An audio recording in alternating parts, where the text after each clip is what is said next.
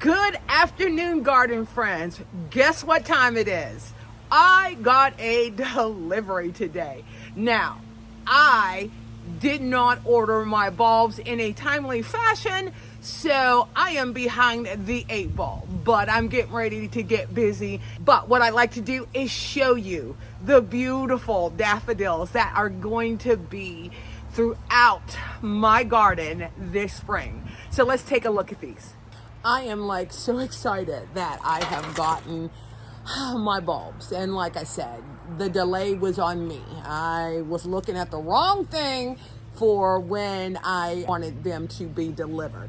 And like I said, it comes in this nice sturdy crate. And I figure if you're getting a lot of bulbs, you want something that is going to be sturdy. They also provide you with their planting and care instruction guide, and then also they sent this cute card, which is so cute.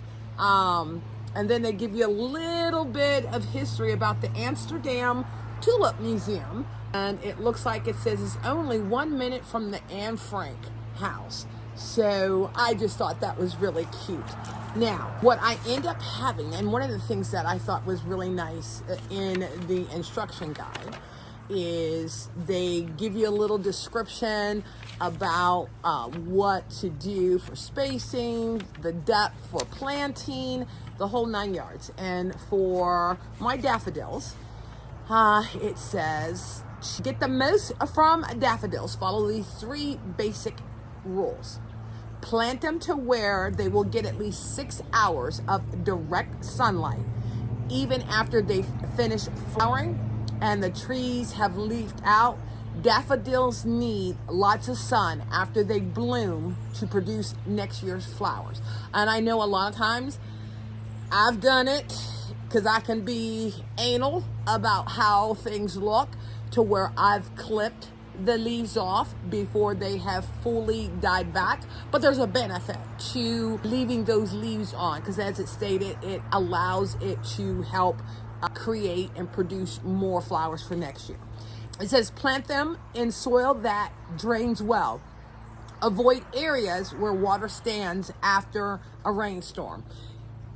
I have a benefit based off of the landscape of my yard and where I'm going to be putting them. As I've stated, my yard is on a hill. I don't have anywhere where water stands for a long period of time.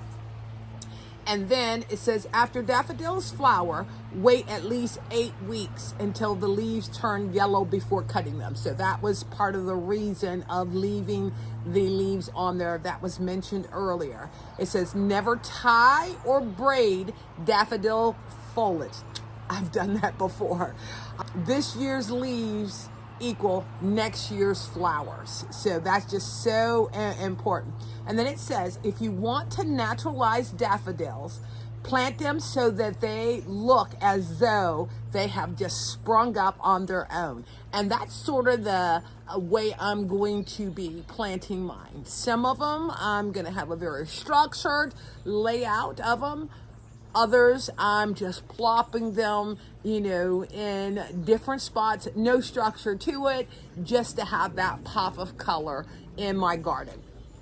Like I said, I just think this is like really good information, and especially if you are somebody new to gardening and you want to try your hand at bulbs. There are tons of bulbs out there. Because I live in the South, I stick with daffodils because, and I also have some hyacinths.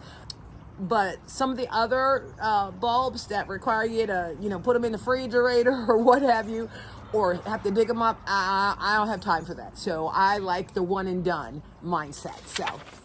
So let's go through what I have. Okay, this one here is called Eau Paris. It is yellow and white, and then white and orange. I have a mixture in here, and they bloom early to mid spring. They will get 14 to 16 inches tall, and you plant them 4 inches apart and 6 inches deep. So I'm going to go ahead and just follow the instructions that are on here to make sure that I have success. And then I think it was Laura from Garden Answer. She uses, what is it, a Smyrna bulb tone, which I had gotten a lot of that, so that when I did get these, I could use that, because this is my thing, She apparently knows what she's doing, because her garden is just breathtaking. All right, the next one I have is called, Cassetta. I'll put a photo too of all of the daffodils so you guys can see what they look like. Okay, these guys are white with yellow, turning white. They bloom early spring. They get 13 to 15 inches tall. Once again, 4 inches apart, 6 inches deep. So that's going to be absolutely gorgeous.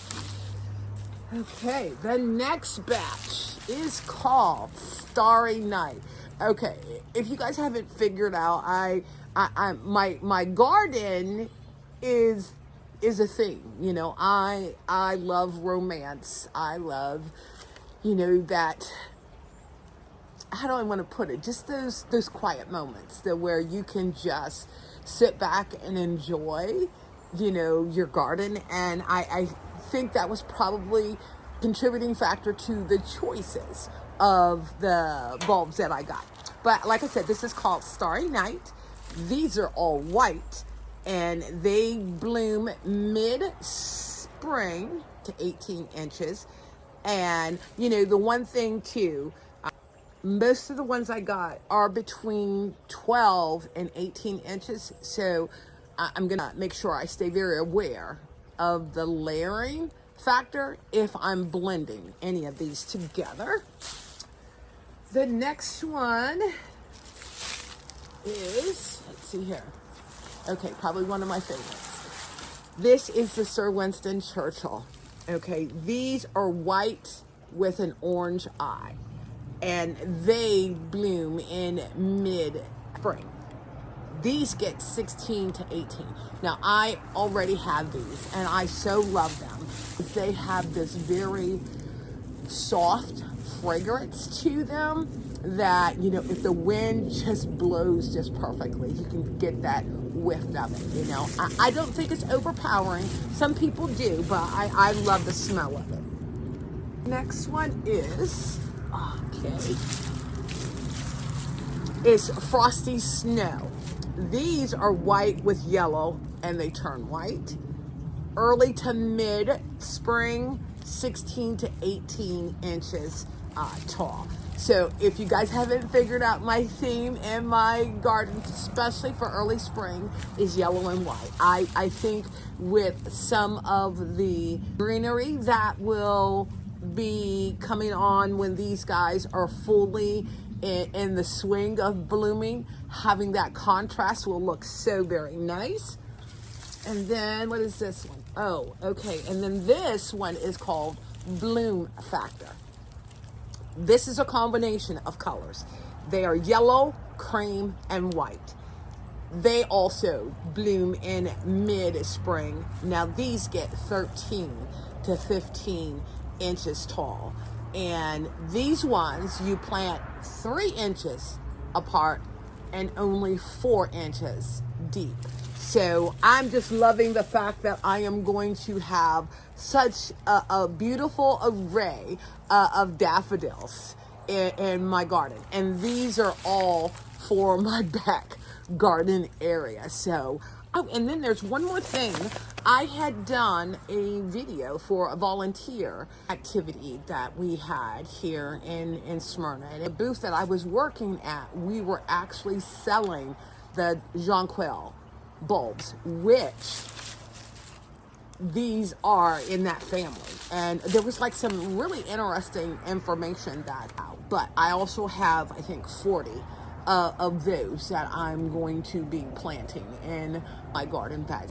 Aside from the bulbs that I got from Colorblends, I also picked up some bulbs from Home Depot and Lowe's, and then also I picked up some from the Keep Smyrna Beautiful booth that I ended up participating in. So the next batch are the narcissus. They're white and yellow combination with the different center colors in them. These guys will get 12 to 16 inches tall, and they bloom during the mid-spring. And you also plant these bulbs 6 inches below the soil line and then 6 inches away from each other. So I'm like so excited about these guys also being in my backyard. Now the ones that I did get from Home Depot or Lowe's, one of them, is the TTs. These guys are so dainty. I just so love them. Okay, so they get 6 to 10 inches tall. You space them 3 to 6 inches away from each other, and then you plant them 3 to 6 inches. And like I said, you know, a lot of my plants, especially from Colorblends, are 12 to 18 inches tall, and the TTs are just so dainty, and they get 6 to 10 inches. And I have like the perfect location that I want to put these guys in. And then the other one I got are called Slim Whitmans. And these guys are white with yellow centers, but also the outer petals do lighten up to a very soft yellow. And these guys get 14 to 20 inches tall. Space them out 3 to 6 inches. Also the same for the depth for planting them. And then these guys bloom early to mid-spring. So guys, as you see, I am going to have an array of daffodils in my yard. I am also putting some in pots. I have a new section that is pretty much just going to be a collage of pots that I'm going to also be putting some of them in. And this is the thing too. Let me show you this.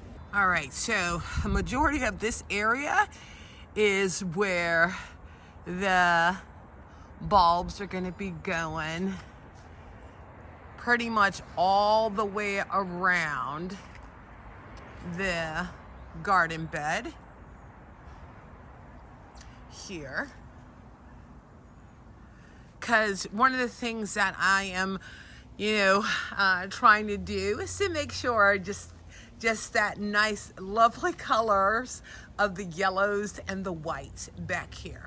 Now, as you can see, there's like tons of leaves in my backyard, and a lot of that has to do with my neighbors' trees that are dropping their leaves. And the one thing, especially over against the back side of the fence, a lot of that soil is clay soil. Now, as I plant things, I was putting soil in the holes, but what I'm going to be doing is, like I said, once all the leaves fall, I'm going to be blowing all the leaves out and then putting a nice healthy layer of compost and manure to help enrich the soil. And then I'm going to go ahead and start planting my bulbs, because you know I want to make sure all of the leaves are off the ground once I put that final coat of the mulch on it. So then that way the garden is all ready for spring. Well, the one thing that I know, because the leaves have not all fallen, one of the things, or the time frame I should say, that I will be planting my bulbs will probably be mid-December. Like I said, I want all the leaves to drop down so that once I put the topsoil and manure on, plant the bulbs, and then cover it with mulch. I don't want to have a bunch of leaves that I'm going to have to be blowing, which in turn will push the mulch that I put on. Like I said, it probably will not be until mid-December because it is actually November 14th today. So like I said, come along with me while we go ahead and get all of these guys planted. And once spring is here, you know I'm going to show you what it ended up looking like.